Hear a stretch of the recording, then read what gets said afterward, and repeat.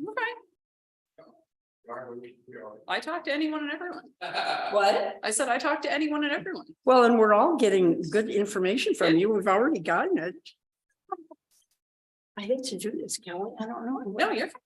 But if you just start talking and then we'll just absorb whoever comes in. Sounds good. Good morning. I am Jane Cole. I'm on the forum committee and it won't be hard for me this morning. If you have a question, we'd like you to put it on the mic so that people watching Zoom can hear it. That's been a problem that the remote people cannot hear it. So I will try to get right over to you, but Kelly's going to handle the questions and she might handle them then or might handle them later. So not to worry. I've had my green bags since about 2015, I think, to compost. So I've been very good about food scraps, but I'm not good about the bigger stuff, like some of the paper, which I think, oh, I'll recycle that. But I know I need to grow into doing more for composting. So I don't know if any of you buy these bags, and I have them in my sink and I use them all the time. And then I want to introduce Kelly. I think most of us know her. She is the recycling coordinator for the City of Minneapolis waste composting. She has worked for Carver and Anoka counties. And of course, now she's at Hennepin. She is a founding member of the Minnesota Composting Council. I think she kickstarted that herself. And my favorite quote of Kelly from our last time she was here last April, she said, "I have an inability to stop learning." I think that's a riot. Wait, I don't remember saying that, but I like that too. Yeah, I love that. Yeah. So anyway, here we go. Kelly. All right. Thank you for being here. Yes, thank you all for having me back. Happy to come many more times too. Do we need the slides pulled up on the TV? Okay, thank you. So I'm gonna do a deeper dive into organics recycling, what can, what can't go in, talk you through the composting process, talk a little bit about how we as a city are doing at actually diverting materials for composting from some brand new 2022 waste sort data that was just released publicly on Thursday. So you are the first to get it. So real quick, solid waste and recycling, if you don't know who we are at the city, anyone who's in a building with 4 or fewer units has pickup service through the city. Other buildings, small coffee shops, whatnot, can opt into our collection services. So we actually do provide organics only service to quite a few larger apartment buildings around the city so that they can participate too. So organics recycling, I'm going to go more into what can go in just a minute, but anyone who has city pickup service can get that green cart if you don't currently have it at no additional cost. You do just have to let us know you want one and we will get one to you. Right now, over 52% of our households have signed up for the program, which is a really high opt-in rate for a city of our size and a program as young as ours. And all of our food scraps go to a commercial composting facility out in Rosemount. And with recycling, we say when in doubt, find out. But with organics recycling, we say when in doubt, throw it out. And I will explain why that is in a little bit here as well. So people often, curious, why is this important? Why should I do this? Over a third of what is in our residential trash are things that can be composted.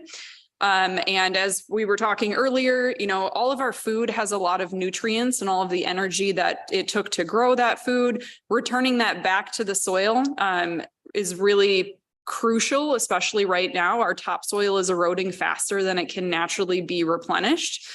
So putting our organics composting them, using that compost helps increase that organic content of the soil, which helps plants' roots grow deeper. It helps sequester carbon. It helps hold more moisture, which then helps with erosion control.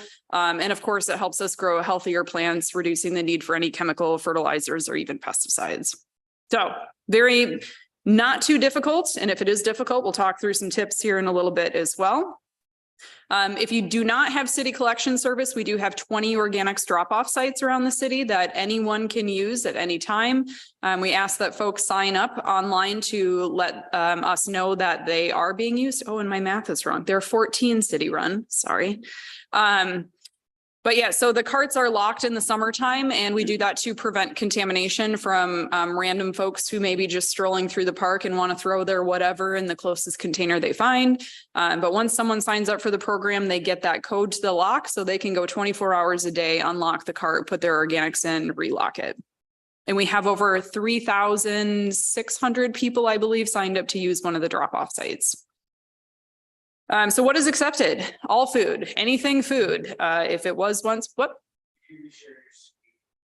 Oh, am I not? Oh, you can't see any of my slides? Oh my gosh. Well, this is silly.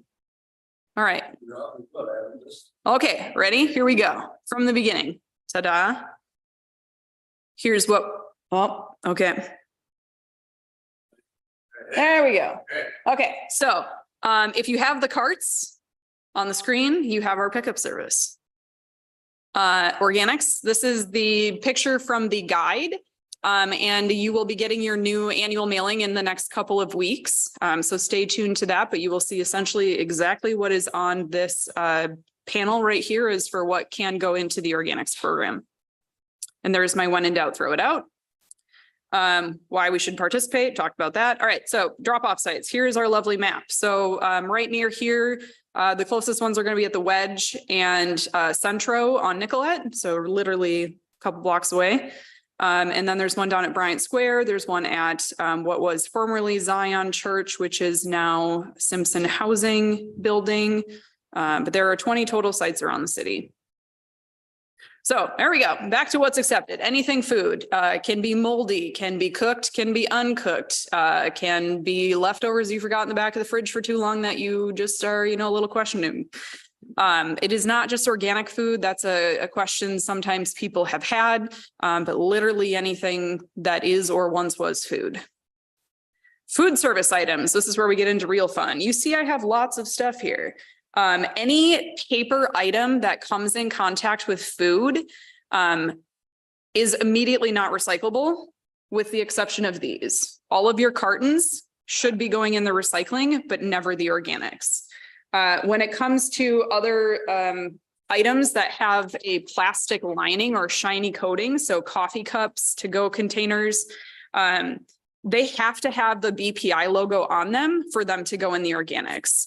So this one, I'll pass it around. It has a waxy lining on it, and that waxy lining is not going to be compostable unless we know that it has been tested by a third party that is verifying that it is going to fully and safely break down in the composting process. So that is what BPI does. And that's pretty much the vast majority of what they do is they confirm products are going to fully and safely break down in the composting process. BPI ironically stands for the Biodegradable Products Institute, but they certify things for compostability. So I'll pass these around, but this is unfortunately from the co-ops. They on the bottom say compostable where accepted by commercial compost facilities. And right now there is nothing preventing any manufacturer from writing compostable. They could write it's gold plated even. There's nothing preventing them from doing that. But without that BPI certification, what's in here is likely going to result in microplastics in the compost. And so this is why it's a when in doubt, throw it out with organics. Because unlike recycling, where they can kind of pull some of the bad stuff at the front end, they can't do that with composting. If it's in the cart, it's going through the composting process, and the heat in those piles is going to break this up into tiny little pieces.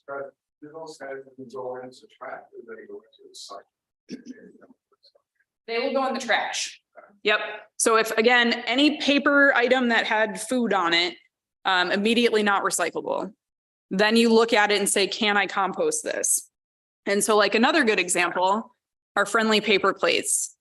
Any of our pretty plates, unfortunately, yes, they're nice and pretty, but the linings that are on this are going to result in microplastics in the compost. So the plain plates, these do not currently have to have the BPI logo on it. Strangely, this one right here does have it embossed on the plate. But so when you're holding, parties, whatnot, one, obviously try and use reusable if you can. If that's completely out of the question, you want to go with the plain plates so that they can actually get composted. Same thing with our friends' utensils.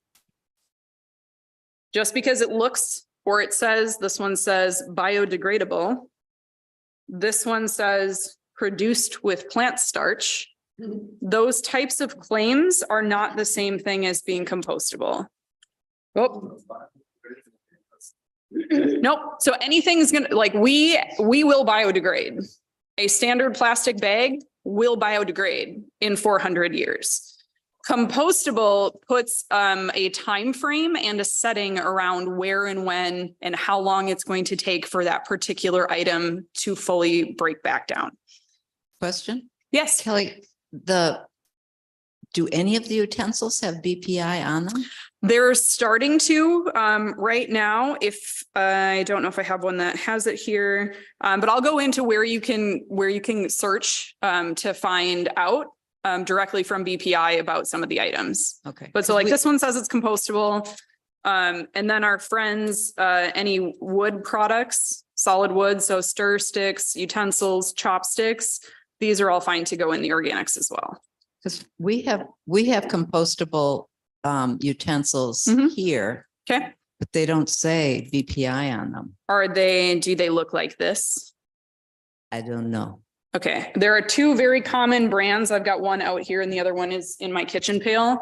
That if it's got this design or just a single little like circle, actually there's three really common brands of compostable utensils. So we can take a look at them here in a bit as well, if you'd like. More and more, we're now starting to see other items. So this is a fork, I believe, in there that's got in its sleeve, it has the BPI logo on the sleeve. This is a straw that has the BPI logo on the wrapping. And the most recent crazy one, I think, is this is a candy bar that has like a Mylar inside. But it is in fact BPI certified compostable. That's crazy. Brand new. I found this last week. Actually, my coworker did. It was a chocolate of some sort, a crunchy mint. Crunchy mint. There you go. But so with some of the other confusing things, ice cream tubs, takeout pails, again, without a third-party verification that this lining is going to break down, we have to assume it's oil-based plastic and that it's going to result in microplastics in the compost. And then I like to keep the little pizza triangle out here because oftentimes folks will forget to take that out. So just a reminder, take your pizza triangles out of your pizza box. And then with pizza boxes, they can go either in the recycling or the organics. If they are, so this one's, maybe not the greatest shape in terms of the amount of stuff on it, but you can easily tear the top off, recycle that. Your paper can be recycled up to 7 times. So this going in the recycling will result in it becoming a new paper. And then the like oily, greasy part, probably better to throw that into the organics. But if your oil or grease on your pizza box is less than about this much, it's fine to go in the regular recycling. Yep. So they just fine to go in the compost. Yes. So some things that are not accepted, already went over some of our plastic lined items. What you see up on the slide here, and I actually have a physical one. This is what happens when those plastic lined items go through the composting process. The microbes will get in between the layers of plastic and eat the paper, but they leave behind what I like to call a snake skin. And so you can read everything that's on this milk carton still. The challenge is all of the little bits that are missing are now microplastic in the compost. So again, this is the when in doubt, throw it out with organics. If you guys want to look at that, here you go. But yeah, so there is pet waste litter bedding, wood compost, great, but composters don't want to accept that material because there's so many concerns around odors at composting facilities and the perception from neighbors. So unfortunately, those things need to go in the trash still. Until we get maybe some more support from the composters and the state for those to be going in the organics. Grease and oil, if you have, like you've let bacon or something sit on a paper towel to absorb some of the grease, or you blotted some grease off of your pizza, totally fine. But don't take like a jar of grease and dump it into the organics. You'd be surprised. And then we have already talked about, some of the items that have misleading labels, and hopefully that will no longer be allowed here in the next couple of years in the state of Minnesota. Also, another one, chemical cleaners. So if you are using any chemical cleaning products, read the back of the bottle. If you can't pronounce the ingredients or you have no idea what they are, paper towels used with that product should be going in the trash. Even ones that are labeled as a green cleaner, still look at the ingredients. Alternatively, if you want to make your own cleaning recipes, there is a green cleaner book on the back table. Anything that's in there is pretty much going to be fine to go in the organics. And vinegar can really do a lot. Compostable bags. Again, same thing here. You want to look for that BPI logo. It's got to be on the box and on the bag itself. As far as the collection crews are, if it's on the box but not the bag, the collection crew doesn't have the ability to look at the box they came from. The only thing they have is what that bag is. Right now, it is a state law that you cannot label a bag as biodegradable, made from plants, all of those confusing terms. But there is still some of those out there. And more oftentimes I see people getting kind of duped on what they're purchasing if they're buying items online. Here's another couple examples. Someone, shopping online looking for some cold cups or these pretty bags. Both of these are claiming compostability. And if you go on BPI's website and look for them, they are not actually compostable. So what you can do to check for, is this item actually compostable? You can go to our web page. We also have a searchable disposal guide that I've shared with recycling last time. And then BPI's website has every item they have ever certified is in the search tool. So you can go and look at this and say, oh, you are a Sabert fork. And you can go look by the manufacturer's name, or you can go and look by the product, and it will tell you everything that is in fact certified. So especially with some of the containers that may say compostable but don't have a logo, you can go and look them up. If they are on that list, they are okay to go in the organics. And they are changing their requirements. Soon, every product they certify, they will require the logo to be on the product or identified in some other way. So like silverware, they're going to do some, I think, tinting requirements for silverware. So some home setup tips. If you do not already have a container,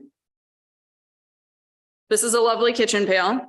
You can use a coffee can, you can use an ice cream bucket. I think in terms of where you're going to keep it might help decide what type of container you want. If you're going to keep it in your fridge or freezer, I would go with like the middle picture here, which is more of a, I think it was a bulk salad purchased from a store for a gathering, just has a nice little snap-on lid.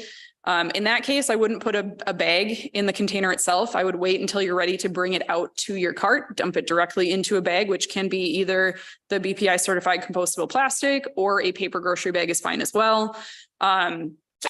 If you're going to keep it out on your counter, I 100% recommend something with venting. So you see this has a vented lid. The entire sides have venting.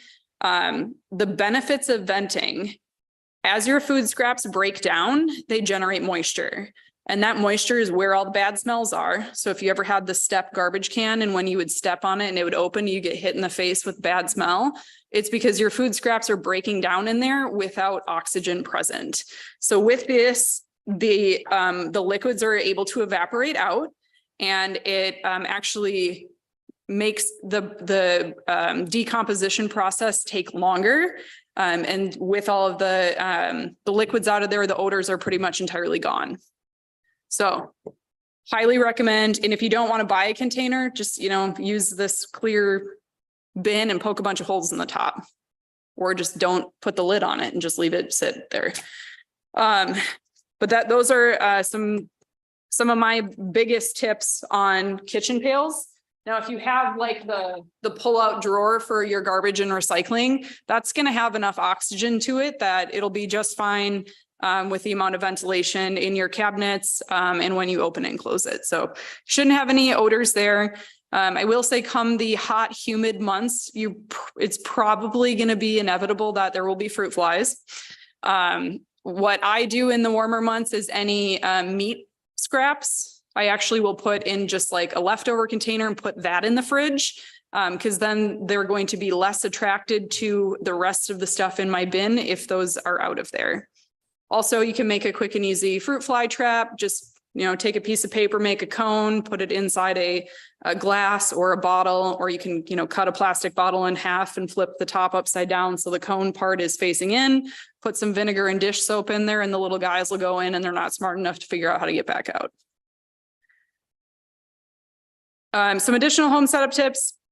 Labels are really good if you do a lot of entertaining and or have little ones around. I have some of these labels right in the back there, both the rectangular ones as well as little squares.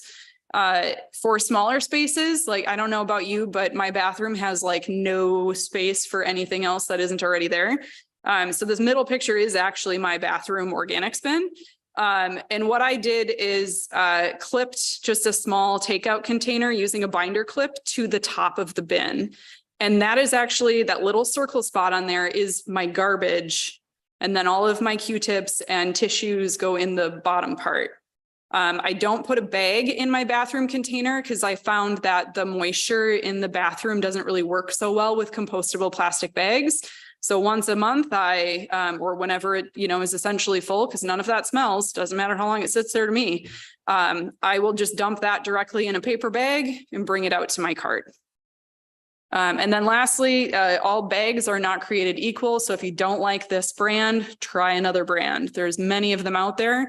I will say the lowest cost place you can purchase them is going to be online.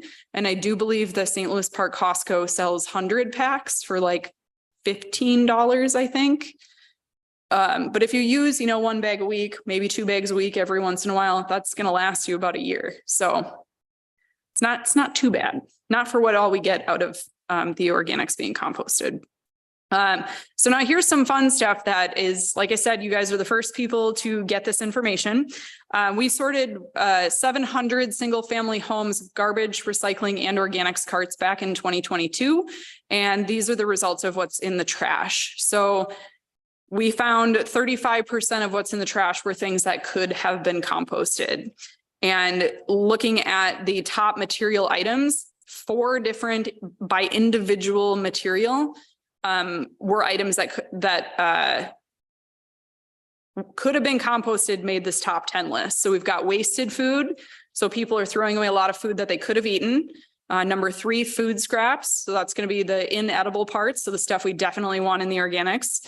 And then we have compostable paper at number 9 and yard waste at number 10. And it is actually against state law for yard waste to go in the trash in Minnesota. So kind of sad that as a individual category that made our top 10 list of items that were in the trash.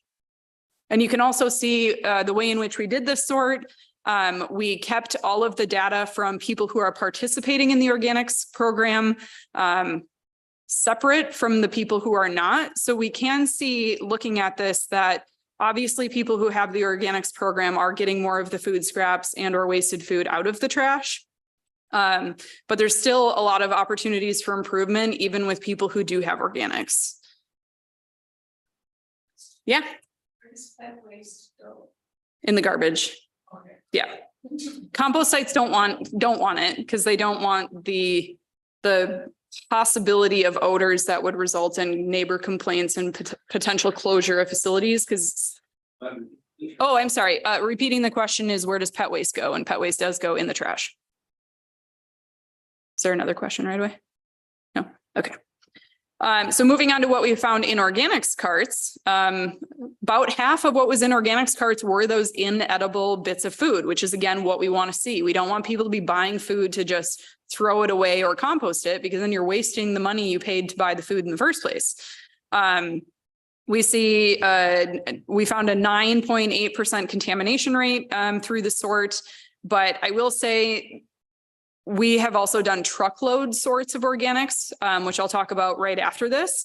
But so when we do the truckload sorts, the collection crew had the opportunity to, look in the cart and say, oh no, you've got stuff in here that shouldn't be here. I'm going to write this little educational tag, leave it on your cart, not dump your cart. And when we did this sort, that collection crew intervention did not happen. So what we see in our hand sorts, and here's us. Yes, volunteers help rip open bags of food scraps from the back of a truck and then go through and pull out all of these non-compostable items. And then we weigh them by type and we create reports, and we pull out edible food as well. So here you can see on the bottom, that's all edible food. Unfortunately, that bin on the far right, that was 22 pounds of packaged cheese slices. As a Wisconsinite, that really hurt me that someone was throwing away cheese. Anyway, so what we found in our big sort this year, 9.8%. What we found in all of these much more intensive sorts was 1% or less. So that means the collection crew's work of leaving those educational tags and checking carts is reducing about 9% of contamination that would otherwise have gone to the composting facility. So this essentially we do absolutely fantastic at composting, and it is the paper items that are still confusing people the most. So everyone can give themselves a pat on the back for diverting clean materials. It's so clean, the composter does not even look at any of our loads for contamination when they come into their facility. So now like two other waste sort things that I just had to share because it's fascinating. So what we found, and this is a capture rate of recyclable materials. So essentially what these bars are showing is of 100% of paper for the left section, how much of that was recycled or composted. And this is recycled. So what we're seeing is that the green bars are the houses that have the organics program, and the gray bars are the houses that do not. And so it is showing that people who participate in the organics program are in fact recycling more material than people who do not. And when we look at contamination in regular recycling, we see that people who participate in the organics program have less contamination in recycling than people who do not. So what that tells me is people who have, taken that step to sign up and participate in the program are actually reading the educational information. They may be more aware of drop-off programs or other options or ways to divert their material from the trash, which just means we need to get more people to sign up for the organics program. So now moving in quick to where does it go? All of our organics go over to the Malcolm transfer station, which is this purple dot. It's right behind the Surly Brewery over off of University and 280. And from there, so that's where our little trucks go. And then all of the material at the transfer station gets loaded into a semi truck. And then the semi truck makes the drive down to SCT's composting facility in Rosemount. And obviously we do that because we don't want a bunch of smaller trucks driving a much farther distance when one semi can take a whole lot more material there. So composting process, I'm going to go through this kind of quick because I know we started a little late and I want to make sure we finish and have more time for questions. But it is manufacturing. And here is an aerial view of SCT's site. So all of this stuff you see, can you see my cursor up there? Yeah, okay. All of this stuff over on the side and over here, this is all yard waste. And that is one of the reasons we keep yard waste separate is because there's not a lot of yard waste in the wintertime in Minnesota. I don't know if you've noticed, but they have to mix yard waste and food scraps in the right ratio. And since we, having the two separate allows them to actually know what mix they are getting, but it also saves us money because the tipping fees or what we pay per ton for yard waste to be composted is significantly less than what we pay for the food scraps to be composted. Then these little lines you see here are what we call a windrow.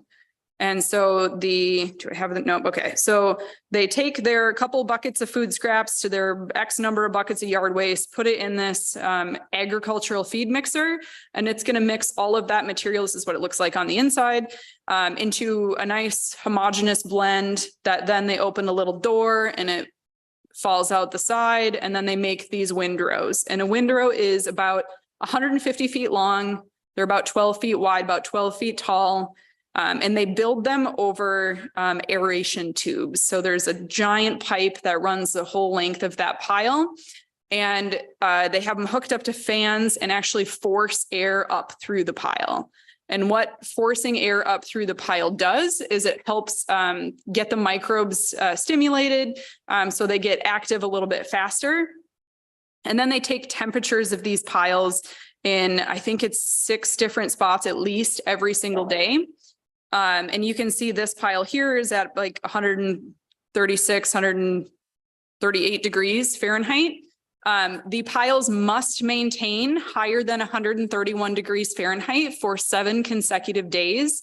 That is what's called the process to further reduce pathogens. And that is the time and temperature required to kill any bad bacteria. So Salmonella, E. coli. Will also kill any weed seeds, or, a big concern now is jumping worm cocoons. It is hot enough to kill that. So that is what they are required to meet. These piles are more like 140, 150 degrees for like a month and a half. By monitoring the temperatures of the piles, they know when they need to go in and actually like turn the pile. So break it apart and rebuild it to get the stuff on the outside back towards the center. So those microbes can continue to be active. So the active phase of composting, when they're in the big windrows, they can sit there depending on how much material is coming in, how much stuff needs to be moving. Obviously they have to hit their 7 days, but they're probably going to sit there for about a month and a half. And then they will go over into a bigger other giant pile, which is just a curing pile. And it will sit there for anywhere between 3 and 9 months. And it is in this hotter phase that the compostable plastics break down. And it's in this curing phase where more of the paper stuff actually gets consumed by the microbes. After the curing phase, the compost gets screened. And this is, there are 3 sides to this device, the screener. What you see coming off the front here is clean, finished compost. What you see coming off this side is, they call them overs. So it's, a lot of things that will still break down further, and that material will be reincorporated back into another compost pile. And then off the back end, what you can't see is one other line that's pulling the contaminants. And this is a nice picture of the contaminants. And oops. I also have a bag of them. Unfortunately, I meant to put it into a new clean bag, and I forgot to do that. But we've got everything from caps, broken bits of non-compostable silverware, all sorts of stuff. So if you want to take a look at this, I won't just immediately pass this one around. It will be up here after we are done.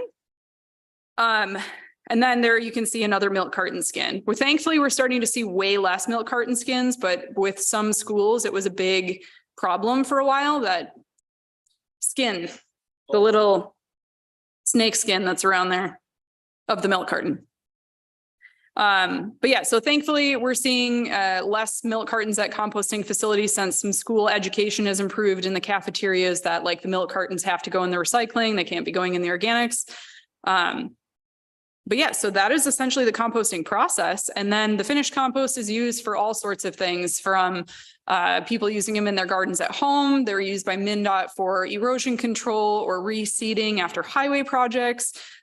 We've had some, I can't think of what they're called, water management districts, using them to help restore and prevent erosion on the sides of water bodies recently. Lots of them are used by the landscaping and agricultural community as well.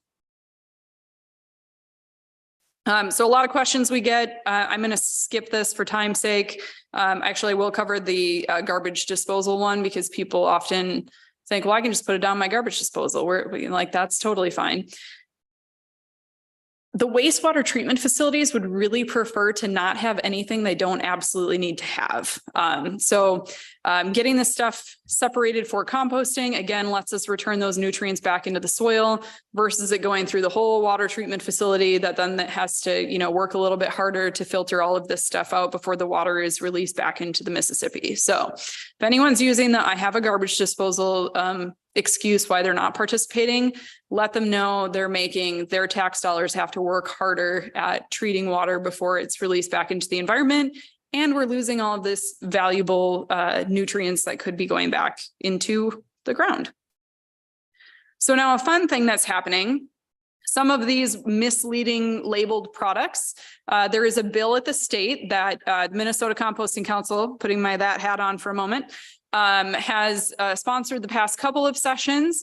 But let's see, in both 2021 and 2022, it made it into the House Omnibus Bill for Environment and Natural Resources. 2021, it was removed in negotiations. 2022, they didn't vote on the omnibus bills at all. So here we are back again in 2023. The bill had its first hearing last Tuesday and is moving on to the Finance Committee in the next couple weeks. But I think this is the year where it's actually going to get passed. So how I mentioned that it is currently a state law that you cannot label bags as biodegradable, made from plants, any of those things. This would extend that same law to all of our food service items and packaging. Yes, so that. It's okay. We looked that one up. Your cup is fine. You're fine. You're fine. We looked it up on BPI's website. Yes. Oh, that is no, sorry. So this one's a no. These should have green check boxes by them, but they don't. Apologies. I will fix that. But here's some of those other items. So we've got 98% water, 2% non-GMO cotton. First of all, I have no idea how that scientifically ever could possibly form a gel. Just saying, doesn't make any sense. It does not form a gel. It says it's biodegradable. Our little red food boats, a lot of them say they're biodegradable and or recyclable and or compostable. We've got a K-cup here or a coffee pod that says biodegradable, but it's also a number 2 plastic ? Here's a truffle candy wrapper that says compost me. And these actually say compost me at your backyard. So there's a lot of confusing products out there. And obviously the goal is to not penalize anyone who is currently selling these items, but it's to help them get them off the store shelves. So what the bill will do, it'll prevent that greenwashing. It'll help the composters have less contamination, have a higher quality sellable product. And then of course, it's going to reduce confusion for you and the businesses who are sold those misleading labeled items, oftentimes from their distributors, because their distributors don't know the ins and outs. They just, search compostable and they say, oh, here are our options and here is our least costly one. And people most oftentimes buy the least costly one and, they're not given all the correct information from the manufacturers either. So lots of benefits. We hope that it will pass the session. Kind of already talked about all that stuff. Facebook group, I brought this up last time. Please, if you are interested in getting some of these or you find questionable items, you can take a quick picture of it, throw it up on the Facebook group and get an answer in probably about 15 minutes. Garden tool swaps. We have had 2. I only have this out because it is about to be, gardening season. And now I also have to pull these out. Not compostable. This one is actually made by a company based in Stillwater and is BPI certified compostable. But garden tool swaps. If you have pots, plants, shovels, spades, books, seeds that you don't want, we will have another garden tool swap this spring.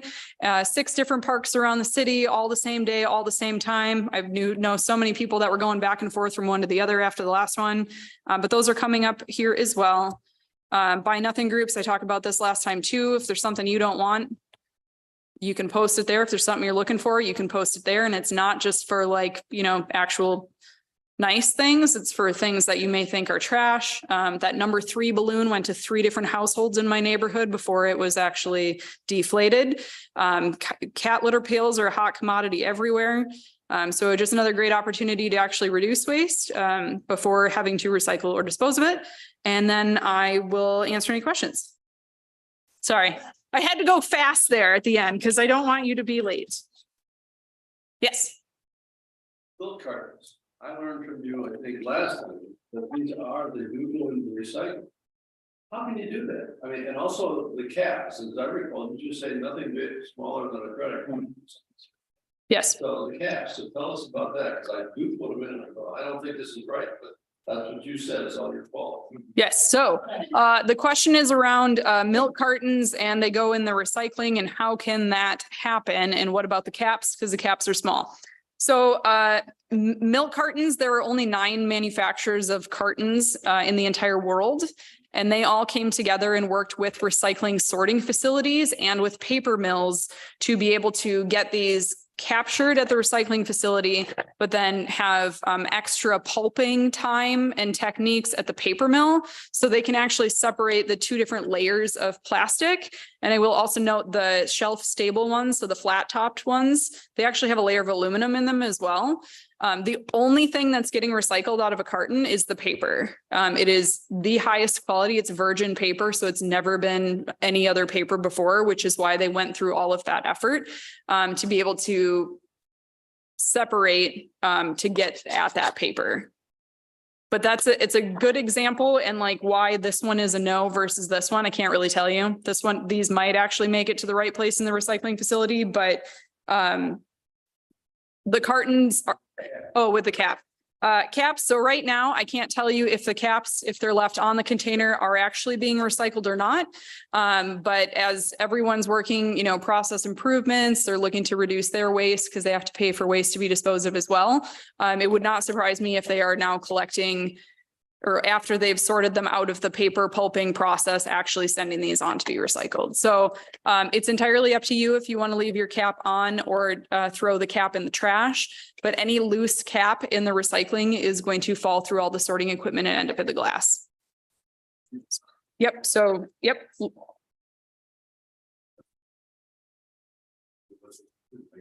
I know. It's a great example of good product stewardship versus like a manufacturer of something like this, whose name I won't say, that just started putting recycling on all of their packaging. And then the recycling facilities are like, no. Yeah. So cartons are a really good example of an industry coming together to actually change the recyclability of an item. Our time is up. Okay. I will stay around if there are any other questions for How about a hand for Kelly? Oh my gosh. Taps for all of you. She just said she's going to hang around. So, and I've asked, every one of us that have come in, I've asked her personal questions. So I would encourage you to come up and talk to her. So I want to tell you about next week, February 26th, 10 a.m. here in the chapel. Craig Freeman from Beacon Interfaith Housing Collaborative will be here to talk about Beacon. And what's amazing to me, Beacon is working on their vision to have everyone have a home. Unbelievable. So I think it'll be quite interesting.